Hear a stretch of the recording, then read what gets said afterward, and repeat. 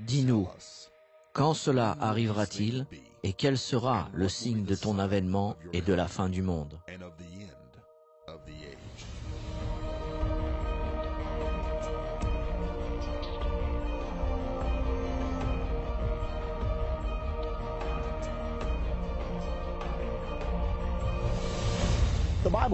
La Bible prophétise qu'une religion mondiale arrivera. Les Écritures nous disent qu'à la fin des temps, il y aura un gouvernement mondial, une religion mondiale, ainsi qu'un système économique mondial. Aujourd'hui, nous allons parler de cette religion mondiale. Dans son livre Perestroïka, Mikhail Gorbatchev a dit qu'il y a trois racines qui sont la cause des guerres, les conflits politiques, les conflits religieux et les conflits économiques. La solution qu'il a proposée est un gouvernement mondial, un système religieux universel et une économie mondiale. Il a proposé donc la même chose que la Bible prophétise. Regardons aujourd'hui sur cette religion mondiale. Nous avons déjà parlé dans les leçons précédentes au sujet du gouvernement mondial. Nous avons parlé du système économique, appelé la marque de la bête. Aujourd'hui, nous allons examiner l'arrivée de la religion mondiale.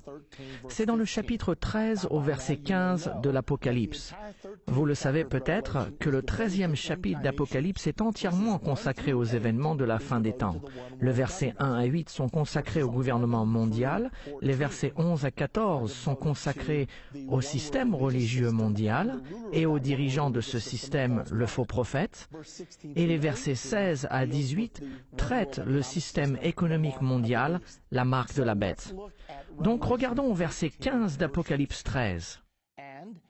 Et il lui fut donné d'animer l'image de la bête, parlant de l'Antichrist, afin que l'image de la bête parle et qu'elle fasse que tous ceux qui n'adoraient pas l'image de la bête soient tués.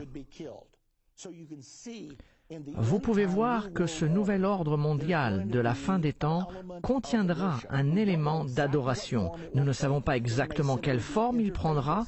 Cela pourrait être simplement un regroupement des fois. Votre religion est aussi bonne que ma religion, je respecte la vôtre, vous respectez la mienne. L'objectif final est de supprimer les conflits religieux.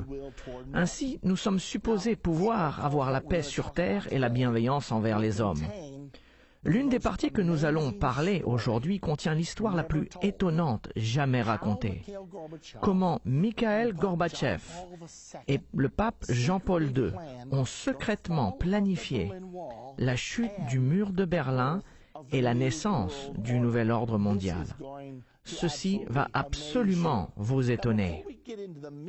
Cependant, avant d'entrer dans les détails, nous devons découvrir de quel côté cette puissante organisation, l'Église catholique romaine, se trouve. Il y a plusieurs déclarations faites par les derniers papes qui nous donnent un bon aperçu du rôle joué par l'Église catholique romaine dans l'établissement de ce gouvernement mondial qui a été prophétisé. Et il est très intéressant de voir ce que disent réellement les papes, car l'Église catholique romaine comprend 1 milliard de personnes et beaucoup croient qu'il parle aussi pour les protestants qui sont, eux, 1,1 milliard. Ainsi, si vous mettez ensemble les protestants et les catholiques, vous avez 1/3 de la population mondiale. Donc, ce que l'Église catholique romaine divulgue et ce qu'elle représente sont très importantes. Prenons donc les déclarations des 5 derniers papes et regardons ce qu'ils ont dit avec leurs propres mots au sujet du gouvernement mondial. Le pape Pie XII était le pape de l'Église pendant la Deuxième Guerre mondiale, ainsi que pendant la création des Nations Unies. Cette citation est extraite de la publication Vital Speeches of the Day du 15 décembre 1959. L'article était un héritage au fédéralisme mondial, au gouvernement mondial. Le fédéralisme mondial est une autre appellation pour le gouvernement mondial. Le pape Pie XII a encouragé un effort pour la paix sur 3 niveaux. La réaffirmation du besoin d'un ordre mondial supranational, ce qui signifie un ordre mondial traversant les frontières nationales. Deuxièmement, d'accepter les Nations Unies, mais en faisant des efforts constants afin de les affirmer. Troisièmement, d'encourager une totale coopération avec chaque agence qui encourage l'amitié internationale.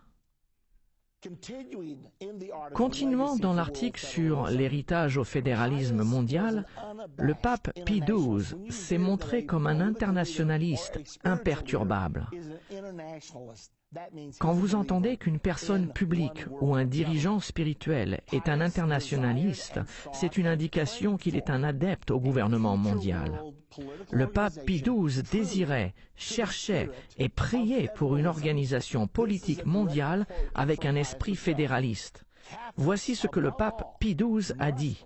Les catholiques, par-dessus tout, doivent réaliser qu'ils sont appelés à surmonter chaque vestige de l'étroitesse nationaliste.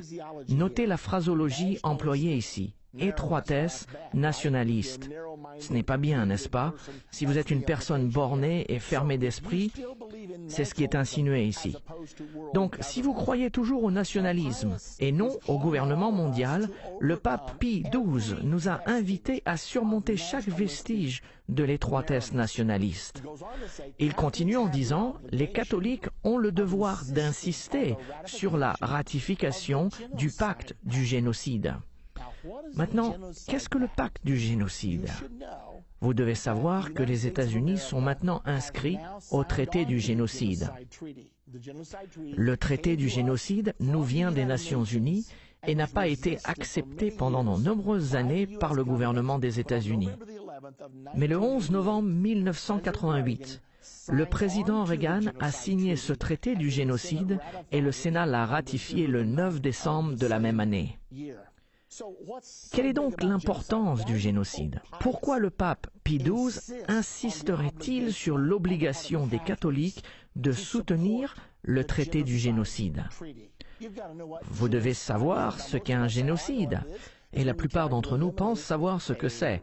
C'est quand on essaie d'éliminer une religion, une race ou une certaine orientation sexuelle. Et comme on ne devrait pas s'engager à tuer des gens, je serais donc pour un traité comme celui-ci. Mais attendez une minute.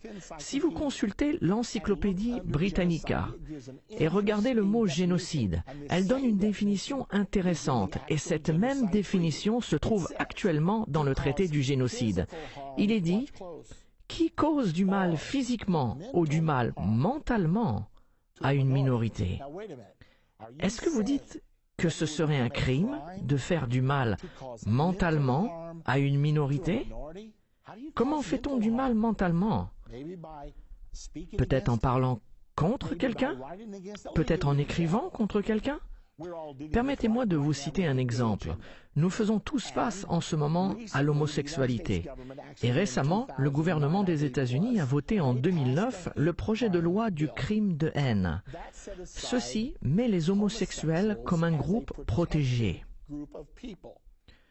Donc, si vous parlez contre l'homosexualité, vous pouvez être accusé de génocide pour avoir fait du mal mentalement.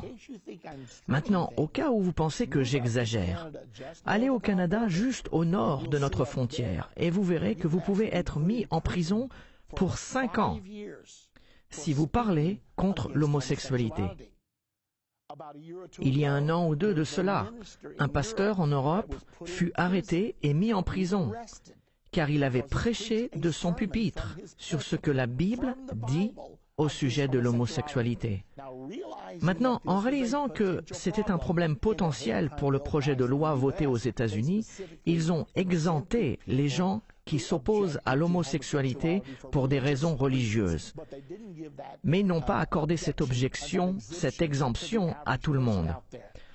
Ainsi, quand nous parlons du génocide, nous parlons du contrôle de ce que vous dites, de ce que vous croyez et de ce que vous pensez. Que devient la liberté d'expression dans tout cela? Il faut donc laisser un peu de liberté d'expression, car le génocide est une mauvaise chose. Mikhail Gorbatchev, dans son livre Perestroïka, à la page 231, a résumé ce qui doit se passer pour obtenir une sécurité mondiale. Il a même envoyé une copie à tous les chefs d'État de l'époque. Et il a dit, « Nous devons extirper tous les génocides, l'apartheid et l'exclusivité religieuse. » Intéressant. Tout d'abord, extirper. Quel terme intéressant. Il signifie exterminer. Nous devons exterminer tous les génocides, ce qui veut dire faire du mal mentalement, de l'apartheid et de l'exclusivité religieuse. Une autre phrase intéressante dont nous ne parlons pas beaucoup, mais M. Gorbatchev la met dans la même catégorie que le génocide. Donc, que signifie l'exclusivité religieuse? C'est quand vous dites que votre religion est vraie et que toutes les autres religions sont fausses. Par exemple, Jésus a dit, « Si vous ne croyez pas que je suis le Messie, vous mourrez dans vos péchés. » Ainsi, Jésus serait considéré comme religieusement exclusif. La Bible nous dit également au sujet de Jésus que il n'y a de salut en aucun autre, car il n'y a sous le ciel aucun autre nom qui ait été donné parmi les hommes par lequel nous devions être sauvés. C'est la raison pour laquelle nous voyons des guerres en ce moment dans le monde au sujet de l'emploi du nom de Jésus. Ça leur est égal si vous priez au nom de Dieu. Ils ne vont pas supprimer toute la religion, mais ils ne veulent pas que vous utilisiez le nom. Notre armée a maintenant interdit nos chapelains de prier au nom de Jésus. Si vous êtes appelés à prier en public, on vous demande d'éviter de prier au nom de Jésus. Pourquoi? Car ils savent que le christianisme est une religion exclusive. Donc si vous êtes un chrétien et vous suivez les enseignements de Jésus-Christ, vous serez coupable d'exclusivité religieuse. Et M. Gorbatchev a dit, nous devons l'arrêter. Et il la met dans la même catégorie que le génocide.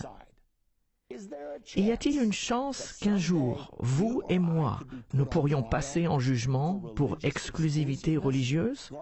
M. Gorbatchev a dit, il faut l'extirper.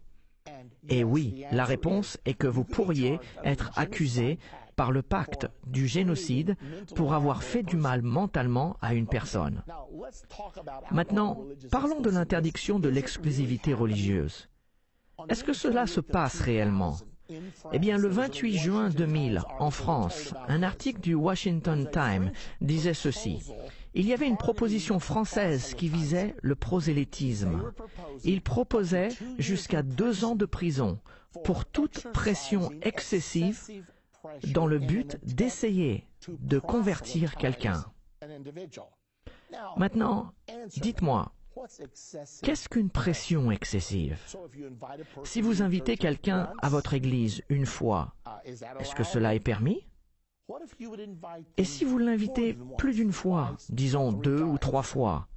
J'ai demandé à une personne qui était adepte de cette pensée, et voici sa réponse. Oui, si vous leur demandez une fois et qu'ils ne veulent pas y aller, et que vous leur redemandez, cela deviendra une pression excessive. Nous parlons d'une loi en France passible de 2 ans de prison pour ce crime nébuleux, d'employer la pression excessive afin de convertir quelqu'un à votre religion. De plus en plus de nations dans le monde adoptent des lois contre le prosélytisme. La plupart des pays musulmans ont depuis longtemps des lois anti-prosélytisme. Donc la question est la suivante. Est-ce que l'exclusivité religieuse est un crime de haine? Nous avons besoin de le savoir. Donc, revenons aux citations de nos papes au sujet du gouvernement mondial. Nous avons déjà regardé le pape Pie XII. Il a quitté ses fonctions en 1958 et le pape Jean XXIII lui a succédé. Il a été connu comme le pape bien-aimé. Tout le monde l'aimait bien. Il a publié une encyclique dans le Look Magazine du 2 juillet 1963. L'encyclique était « Pacem in terris », ce qui signifie « paix dans le monde » ou « paix sur la terre ». Avec son appel aux Nations Unies à devenir plus égales à l'importance et à la noblesse de ses tâches. l'encyclique du pape a plaidé pour la création d'un gouvernement mondial. Avec toute la puissance de sa meilleure preuve théologienne sur l'existence de Dieu. Ces mots ne sont pas les miens, je suis en train de les lire dans le Look Magazine.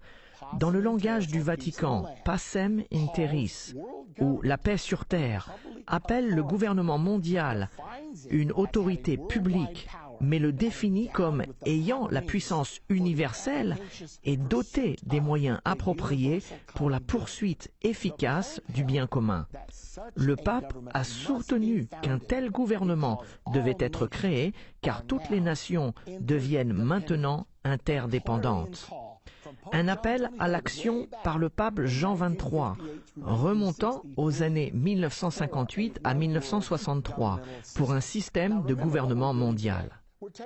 Maintenant, souvenez-vous ce que nous faisons aujourd'hui. Nous prenons du temps pour prouver que tous les papes des temps modernes ont été des croyants et des initiateurs de l'établissement du gouvernement mondial. Que vous pensiez que c'est une bonne ou une mauvaise chose, je veux tout simplement que vous compreniez où cette puissante organisation, l'Église catholique romaine, se situe. Avant la fin, nous vous montrerons par les Écritures qu'il y aura une union entre la politique et la religion pour former ce système de gouvernement mondial prophétisé, et vous saurez qu'elle est bien plus avancée que ce que nous pensons. Notre prochain pape est le pape Paul VI. Son encyclique s'appelle Populorum Progressio. Il a été publié le 26 mars 1967. Voici ce qu'il a dit. Qui peut ne pas voir le besoin et l'importance de la réalisation progressive d'une autorité mondiale capable de prendre une mesure efficace sur le plan judiciaire et politique? Les délégués aux organismes internationaux, fonctionnaires, membres de la presse, professeurs et éducateurs, vous devez tous réaliser que vous avez votre rôle dans la formation d'un nouvel ordre mondial. Le pape Paul VI, il a quitté ses fonctions en 1978. Son successeur, le pape Jean-Paul I, a régné seulement 33 jours, puis il fut assassiné. Nous n'avons donc pas d'écrit de sa part, mais nous aurons beaucoup à dire sur son assassinat plus tard. Et nous arrivons ainsi au pape Jean-Paul II, l'un des papes les plus populaires des temps modernes. Il a appelé à un nouvel ordre mondial tout comme les autres. Ceci vient de la presse du Vatican du 2 janvier 2004 et a été publié par CNN. Le pape Jean-Paul II a accueilli ce jeudi le Nouvel An avec un nouvel appel pour la paix dans le Moyen-Orient ainsi qu'en Afrique et la création du nouvel ordre mondial basé sur le respect de la dignité de l'homme et de l'égalité parmi les nations. Cette année, Jean-Paul a dirigé ses pensées vers les conflits en cours dans le monde, mais il a insisté sur le fait que pour ramener la paix, il faut un nouveau respect pour les lois internationales et la création d'un nouvel ordre international basé sur les objectifs des Nations Unies. Remarquez qu'on revient toujours vers les Nations Unies, car les papes ont toujours été d'énormes défenseurs des Nations Unies bien avant même leur existence. Le pape Jean-Paul II est décédé il y a quelques années de cela, et le pape actuel, Benoît XVI, a pris ses fonctions. Et il a lui aussi publié une encyclique en 2009. Une encyclique étant un écrit présentant au monde les sujets qui sont importants au pape. Cette encyclique s'appelait Caritas in Veritate, signifiant la charité dans la vérité. Il dit, face à la croissance persistante de l'interdépendance mondiale, on ressent un énorme besoin, même au milieu d'une récession mondiale, d'une réforme de l'Organisation des Nations Unies. Et ce pape, le pape Benoît XVI, aime les Nations Unies, mais il veut les réformer. Et il continue, de même pour les institutions économiques et la finance internationale, pour que ce concept d'une famille de nations puisse acquérir de vraies dents. Le concept de la communauté mondiale ou de la communauté internationale ou la famille des nations, pour que ce concept puisse développer de vraies dents. Remarquez le terme de vraies dents. À quoi servent les dents? Les dents servent à mordre, les dents servent à faire exécuter. Et le pape Benoît XVI dit que nous devons réformer les Nations Unies et leur donner de vraies dents afin de faire exécuter leur volonté sur la terre. Dans son encyclique, le pape Benoît XVI continue en disant « Pour contrôler l'économie mondiale, pour restimuler les économies frappées par les crises, pour éviter tout déclin de la crise actuelle et de ces déséquilibres qui en résulteraient, pour réaliser le désarmement total, la garantie de nourriture et la paix. Pour assurer la protection de l'environnement et réglementer la migration de tout ceci, il est urgent d'avoir une véritable autorité politique mondiale. » Voici beaucoup d'informations ici. Donc, gérer l'économie mondiale, c'est le numéro 1. Et il pense qu'il faut un gouvernement mondial pour cela. Et il continue et dit que le désarmement est l'un des plus importants messages des Nations Unies. Elles veulent désarmer le monde de sorte qu'il n'y ait plus d'armes pour tuer, donc plus de guerre. Toutefois, ils veulent que les Nations Unies aient quand même une armée à eux. Et personne ne semble se demander que se passera-t-il si toutes les armes disparaissent et que seules les Nations Unies sont armées. Qu'est-ce qui se serait passé si Adolf Hitler avait pris le contrôle du système du gouvernement mondial avec la seule armée restante? Nous avons détruit l'équilibre des pouvoirs qui pourraient empêcher un tel scénario. On dit que cela n'arrivera pas, cependant la Bible nous dit que c'est exactement ce qui va se passer. Donc le désarmement, la sécurité de nourriture, on dirait que c'est la marque de la bête où tout le monde devra avoir un numéro sans laquelle il sera impossible d'acheter ou de vendre. La protection de l'environnement, de grandes conférences sur l'environnement sont en cours. Nous devons avoir un traité mondial qui lira et forcera le monde contre le réchauffement global. La réglementation de la migration, un autre problème que nous avons, le problème de l'immigration. Et il dit que cette autorité de gouvernement mondial, les Nations Unies, est la réponse. Il y a un besoin urgent pour une véritable autorité politique mondiale. Et une véritable autorité politique mondiale signifie simplement un gouvernement mondial. Pierre Boillon, évêque de Verdun en France, l'a résumé probablement le mieux avec la plus grande franchise. Ceci est un extrait du livre Le Concile et le futur par Mario Vangali. Le 8 octobre 1965, M. Boillon a dit « Par conséquent, nous devons accentuer la grande responsabilité morale afin d'autoriser une autorité internationale à empêcher les guerres. Le monde entier doit se rendre compte que si cet établissement, les Nations Unies, doit entrer en vigueur, chaque nation doit renoncer à sa souveraineté ultime pour cette autorité universelle. » Vous aimez cette idée? Toutes les nations se débarrassent de leur souveraineté. Nous avons donc un gouvernement mondial. Et il continue en disant « Ceci est une obligation. Si les nations, si les chefs d'État, si l'opinion publique n'acceptent pas cette renonciation, alors, en réalité, ils votent pour la guerre malgré leurs beaux discours. Ils votent pour la guerre malgré leurs beaux discours sur la paix. » Nous avons donc examiné toutes ces citations pape après pape. Le pape Pie XII, le pape Jean XXIII, le pape Paul VI et Jean-Paul II, ainsi que le pape actuel, le pape Benoît XVI. Puis Pierre Boillon, l'évêque de Verdun en France. Ils chantent tous la même chanson. Nous devons avoir un gouvernement mondial et il nous le faut dès maintenant. Où est-ce que tout cela va nous amener? La Bible nous dit qu'un gouvernement mondial arrive, mais elle nous dit également qu'une religion mondiale va coopérer avec ce gouvernement mondial. Nous pouvons voir la plus grande religion sur terre, le christianisme, étant représenté par le pape, et il est considéré comme la tête du christianisme. et il y initie avec ferveur un gouvernement mondial. Dans la prochaine partie de notre leçon, nous allons étudier au sujet de la relation spéciale entre le pape Jean-Paul II et Mikhaïl Gorbatchev, et comment, ensemble et secrètement, ils ont œuvré en coulisses pour réaliser la chute du mur de Berlin et la fin de la guerre froide. Mesdames et messieurs, je ne vais pas simplement spéculer, mais je vais vous présenter des documents à l'appui. Je vais vous donner citation après citation, afin que vous puissiez voir que le pape Jean-Paul II et Mikhaïl Gorbatchev se sont rencontrés et ont planifié 10 ans avant la chute du mur de Berlin. Et vous verrez comment tout a culminé le 9 novembre 1989.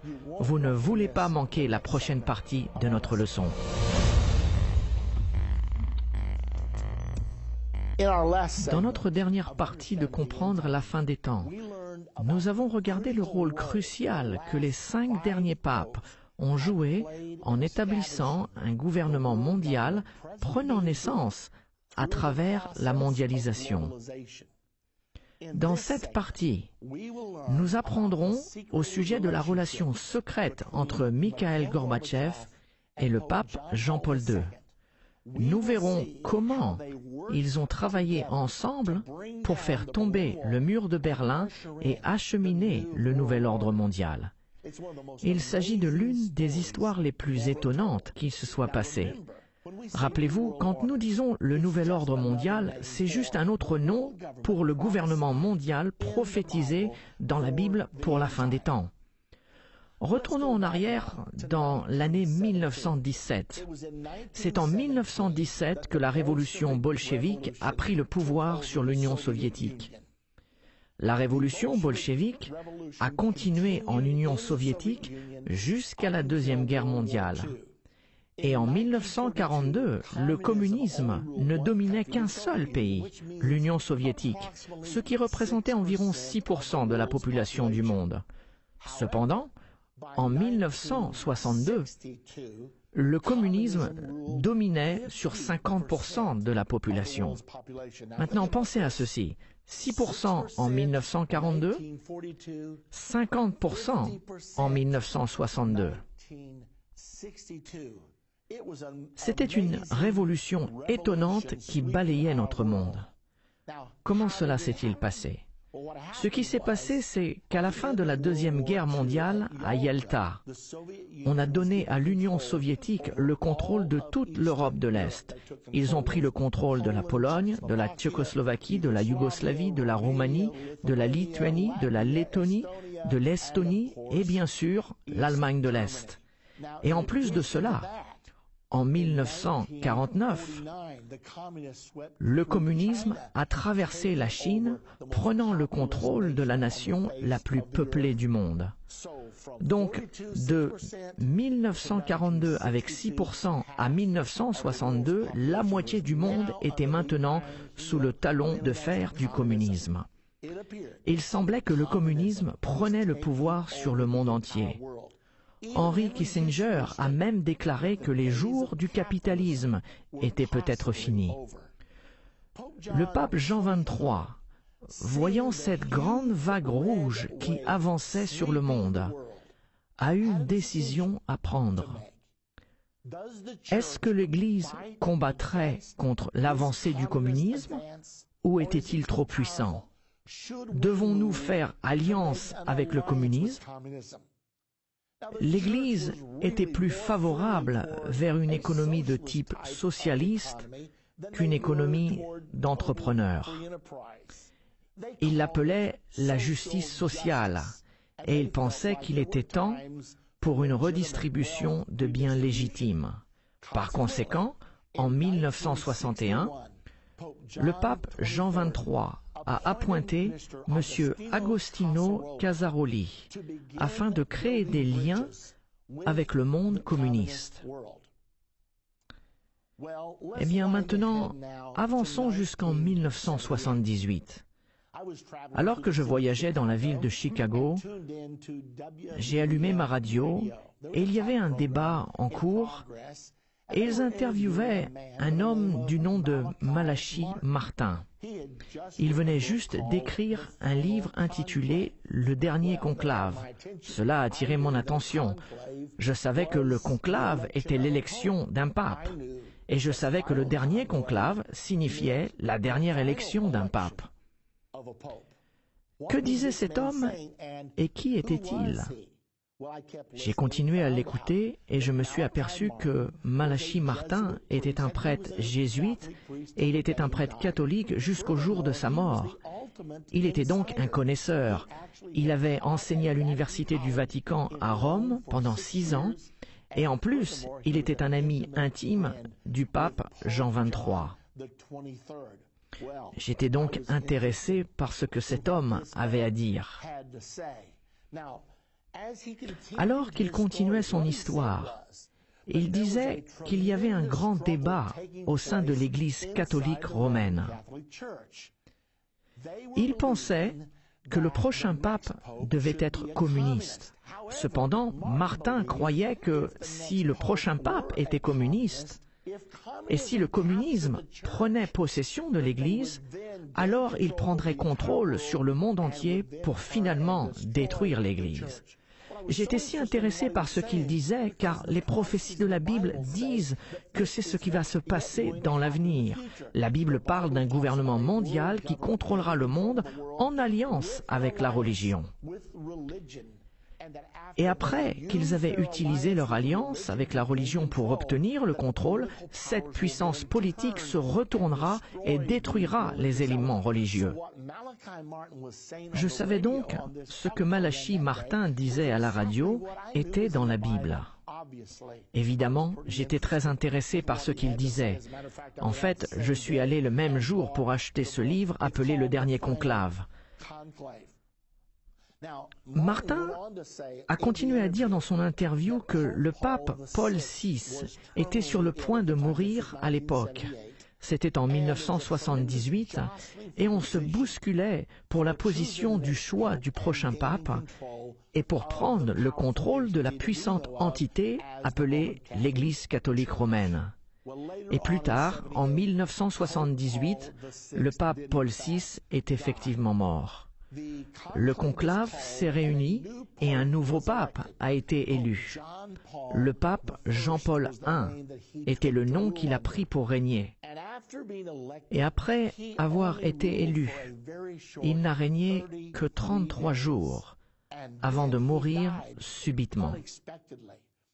J'observais tout le processus en essayant de déterminer si le pape de Malachi Martin était élu pour purifier l'Église de la corruption et remettre l'Église dans sa mission spirituelle, ou si le pape élu allait être pro-communiste. Je ne pouvais pas le savoir puisqu'il n'a régné que 33 jours. Mais tandis que j'essayais de comprendre tout cela, le pape est mort. C'était étonnant car on disait que ce pape était en bonne santé, il n'était âgé que de 65 ans et n'avait jamais eu de problème cardiaque dans sa vie, et néanmoins, ils ont dit qu'il était mort d'une crise cardiaque pendant la nuit. Je ne savais pas quoi penser. Alors que j'étudiais, en lisant des articles pour essayer de comprendre, j'ai remarqué un livre intitulé « Au nom de Dieu » par David Yallop. Et tout de suite après, un autre livre est sorti, intitulé « Pontife » de Gordon Thomas et de Max Morgan Wheat. Puis un autre livre par Malachi Martin est sorti. Ce livre était intitulé « Le Vatican ». Tous ces livres s'accordaient pour dire que le pape avait été assassiné et ils donnaient des preuves très convaincantes. Dans son livre « Le Vatican », Malachi Martin a dit qu'il avait été assassiné. Puis, je l'ai invité dans notre émission de radio Politique et Religion et je lui ai demandé de but en blanc, « Monsieur Martin, est-ce que le pape Jean-Paul I a-t-il été assassiné ?» Et il m'a répondu, « Il n'y a aucun doute pour nous qui travaillons à l'intérieur de l'Église catholique romaine que le pape a bien été assassiné. » Apparemment, Le pape Jean-Paul I était le pape que Martin préférait, et il pensait qu'il aurait pu ôter la corruption de l'Église. Mais il y avait des forces dans l'Église qui étaient déterminées, et ils étaient si près de prendre le contrôle de l'Église qu'ils n'allaient pas permettre à Jean-Paul I de tout gâcher.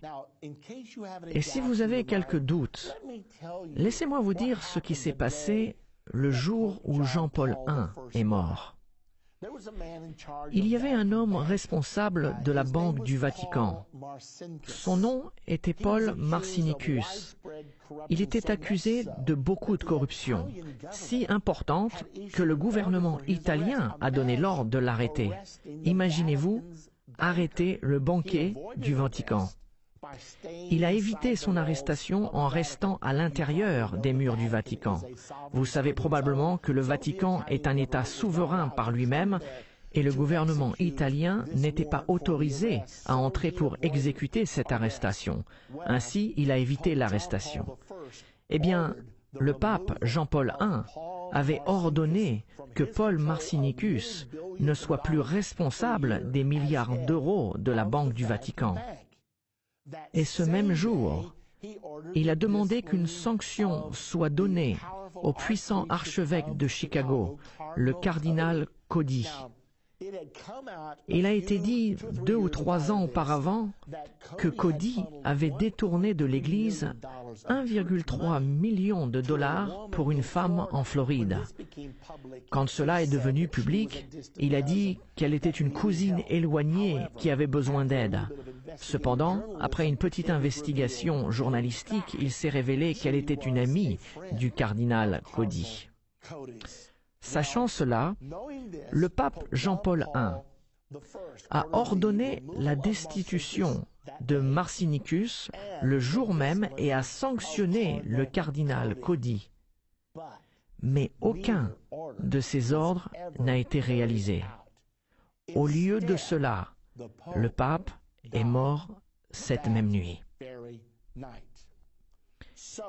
Il était donc temps pour un autre pape. Tous les prélats sont revenus à Rome pour aller à la chapelle Sixtine, et quand la fumée est sortie de la cheminée de la chapelle Sixtine, ce qui est le signal qu'un nouveau pape est élu, l'annonce était faite: Karol Wojtyła de Pologne. Et tout le monde a dit: qui est-il? Il a pris le nom de pape Jean-Paul II pour régner. Maintenant, ce pape était le plus jeune pape élu depuis 154 ans. Il était le premier pape non italien depuis 455 ans. C'était un choix révolutionnaire, car normalement, les papes viennent d'Italie, car l'Église était appelée l'Église catholique romaine. Mais il est devenu le premier pape non italien depuis 455 ans. Mais voici la chose la plus importante. Il était le premier pape à venir d'un pays communiste de toute l'histoire de l'Église catholique romaine. Et la chose qui l'a rendu célèbre était qu'il a présidé en Pologne l'Église sous le communisme pendant 45 ans. Et l'Église a non seulement survécu, mais elle a prospéré sous cette organisation, cette alliance entre le catholicisme et le communisme. Et pendant que les votes étaient comptés dans le conclave pour déterminer qui serait le nouveau pape, savez-vous ce que M. Wojtyła lisait pour passer le temps? La revue communiste internationale, la publication officielle du communisme international. Étonnant, n'est-ce pas? Puis, dans la première année de son règne, il est allé aux Nations Unies pour donner un discours. Et durant son discours, il a souhaité une redistribution massive des richesses, ce qui est tout simplement la base de la plateforme du communisme. Il s'est avéré que le communisme a eu au moins un pape qui pouvait travailler avec eux, si ce n'est un pape communiste. Et à la page 560 de son livre « Le Vatican », il est intéressant de voir les choses que Malachi Martin avait à dire sur ce pape. Martin a déclaré que ce nouveau pape a dit à ses proches collaborateurs « Je planifie de faire de la Pologne un modèle. Nous leur montrerons aux soviétiques comment faire fonctionner le socialisme. Le socialisme ne fonctionnait pas bien pour la Russie soviétique, car les gens étaient payés, qu'ils travaillent ou non. Il n'y avait aucune motivation à travailler. Alors l'économie du bloc soviétique s'effondrait de plus en plus. Ce pape a donc dit, nous pouvons leur montrer comment cela doit marcher. Tout cela était dit en 1979. Le pape a dit, je ne prévois pas de dire aux soviétiques comment nous allons les enterrer, mais plutôt leur montrer comment résoudre le problème dont ils savent eux-mêmes que cela va les enterrer. Je vais leur donner un modèle où la religion, la moralité et la vie culturelle sont totalement détachées et indépendantes du contrôle politique. Et une personne de l'entourage du pape a demandé « Ce modèle serait-il la Pologne ?» Le pape a hoché la tête. Mais plus qu'un modèle pour les soviétiques, nous aurons aussi produit un modèle pour toute l'Europe. Maintenant, pensez à cela. Souvenez-vous que le pape Jean XXIII avait établi M. Agostino Casaroli comme agent vers les communistes dans les années 1961. Qu'a fait le pape Jean-Paul II pour M. Agostino Casaroli? Il l'a nommé en 1979 pour être le secrétaire d'État du Vatican. Il a mis cet homme dont la spécialité était d'établir les alliances entre le communisme et le catholicisme, et il le met maintenant à la tête des affaires étrangères de l'Église catholique romaine. Choix intéressant. C'était en 1979. En 1980, une union de travailleurs était formée en Pologne appelée Solidarité. Elle était conduite par M. Lech Walesa.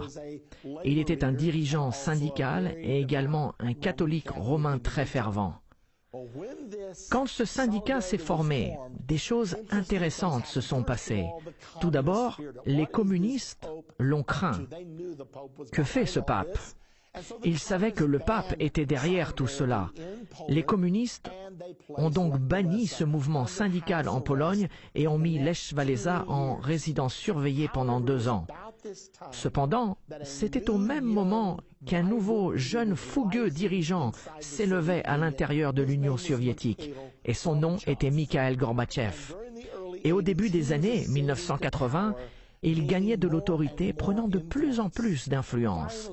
Et finalement, en 1985, il était élu en tant que président du Politburo soviétique et est devenu le dirigeant de l'Union soviétique. Entre 1985 et 1989, les choses changeaient en Union soviétique et dans le monde. Mikhaïl Gorbatchev parlait sans cesse au sujet de liberté, de la liberté religieuse, et personne ne savait s'il fallait le croire ou pas. Il était un dirigeant soviétique d'un style différent qu'auparavant. Et finalement, en 1989, n'oubliez pas qu'Agostino Casaroli travaillait dans l'ombre en tant que secrétaire d'État du Vatican, et il établissait toujours des relations avec le monde communiste.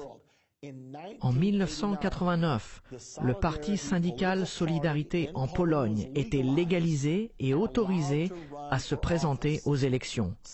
Le syndicat Solidarité a remporté l'élection en Pologne avec une très grande majorité. Avant cela, il y a eu des efforts de réforme dans d'autres pays communistes sous l'influence soviétique, mais les chars soviétiques étaient venus en force pour l'estomper.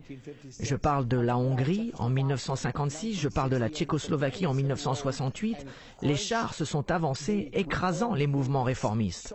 Donc tout le monde retenait son souffle lorsque le mouvement Solidarité a gagné l'élection et allait gouverner la Pologne. Est-ce que les chars allaient recommencer? Eh bien, la réponse est non. Et puisque les Soviétiques n'ont pas envahi la Pologne, très rapidement, la révolution a commencé à traverser les autres pays soviétiques. Et un pays après l'autre abandonnait le régime marxiste et adoptait un gouvernement plus libéral. On l'a appelé la révolution de velours. Plusieurs mois au cours de l'année 1989 étaient étonnants à observer. Et finalement, lorsque cette révolution de velours a traversé l'Europe de l'Est, Mikhaïl Gorbatchev est allé au centre du problème, au rideau de fer, au mur de Berlin. Il est allé en Allemagne de l'Est et a rencontré le chancelier Erich Honecker. Son message à Honecker était de se joindre à cette révolution ou bien d'être mis de côté. Je n'oublierai jamais quand j'ai lu ces déclarations et que j'ai pensé que Gorbatchev était favorable à ces choses. J'ai été stupéfié alors que j'observais cela. Eh bien, le point culminant de la révolution de velours était dans l'effondrement du mur de Berlin le 9 novembre 1989. Je me souviens me dire « Qu'est-ce que Gorbatchev pense de tout cela ?» Peu après, j'ai vu une vidéo de lui applaudissant alors que le mur est en train de tomber. Il était donc complice dans ce plan. Ceci est intéressant. Seulement 20 jours après que le mur soit tombé, Mikhaïl Gorbatchev, le président George Bush père et le pape Jean-Paul II se sont rencontrés pour un sommet. Ils sont sortis de cette réunion et ont annoncé la naissance du nouvel ordre mondial. Le magazine USA Today, du 30 novembre 1989, juste 21 jours après la chute du mur de Berlin, avait une photo du pape Jean-Paul II rencontrant Mikhaïl Gorbatchev en première page. C'était la première fois qu'un dirigeant communiste se réunissait au Vatican avec le pape. Il est intéressant de voir ce que le magazine USA Today disait sur leur première page. Le pape a été un conseiller au mouvement Solidarité depuis sa conception en 1980. Le prêtre de Lech Walesa, Henri Jakowski, n'était jamais très loin du dirigeant du mouvement Solidarité. Maintenant, les Soviétiques savaient cela. Ils savaient que la main du pape travaillait avec celle de Lech Walesa au travers de son prêtre, Henri Jakowski. Cet article a même montré une photo du pape avec M. Gorbatchev ensemble. Et pendant les présentations, lorsque M. Gorbatchev a été présenté au pape, devinez à qui a été donné l'honneur de faire les présentations. Vous avez probablement déjà deviné, M. Agostino Casaroli. Nous voici en 1961 recevant pour but de construire des liens entre le catholicisme et le communisme. Et maintenant, le voici introduisant fièrement le pape Jean-Paul II à Mikhaïl Gorbatchev. Mission accomplie. La chute du mur de Berlin était en fait la naissance du nouvel ordre mondial. Time Magazine, le 11 décembre 1989, déclarait ceci. Quand le vicaire de l'Empire maléfique a rencontré le vicaire de Christ au Vatican la semaine dernière, ce qu'il a dit au sujet de la religion aurait été une idéologie hérétique à Lénine et à tous les dirigeants soviétiques qui l'ont suivi. Mikhaïl Gorbatchev a dit au pape Jean-Paul II, « Nous avons changé notre attitude sur certaines choses, notamment la religion. Désormais, nous ne procédons pas seulement à partir de l'hypothèse que personne ne devrait interférer dans la conscience de l'individu, mais nous disons également que les valeurs morales que la religion apporte et incarne depuis des siècles, que ces valeurs peuvent aussi aider dans le renouvellement de notre pays. » Le pape a dit qu'il enseignerait cela aux communistes. Il semblerait qu'il a bien réussi. Il continue en disant « Il semblerait que M. Gorbatchev, pour des raisons pragmatiques ou autres, soit devenu un croyant dans la capacité qu'a la religion à motiver le peuple soviétique à sortir leur pays de ce marasme économique. » C'est exactement ce que le pape a dit qu'il ferait à la page 560 du livre Le Vatican. Il a dit cela en 1979. Et nous voici 10 ans après. L'alliance entre le catholicisme et le communisme s'est achevée par la naissance du nouvel ordre mondial. Dans la prochaine partie de Comprendre la fin des temps, nous allons apprendre que la Bible prophétise cette alliance dont je viens de vous parler et que vous ignorez peut-être. C'est une histoire qui n'a jamais été dite. La Bible prophétise cette alliance entre le catholicisme et le socialisme. Nous entendons aujourd'hui le pape Benoît XVI nous parler au sujet de la justice sociale, ce qui est un autre mot pour le socialisme. Nous allons également apprendre des Écritures. Dans notre prochaine partie, nous allons apprendre où cette union entre la religion et le socialisme nous amènera, juste avant l'avènement de Jésus-Christ sur terre. Donc, ne manquez pas notre prochaine partie.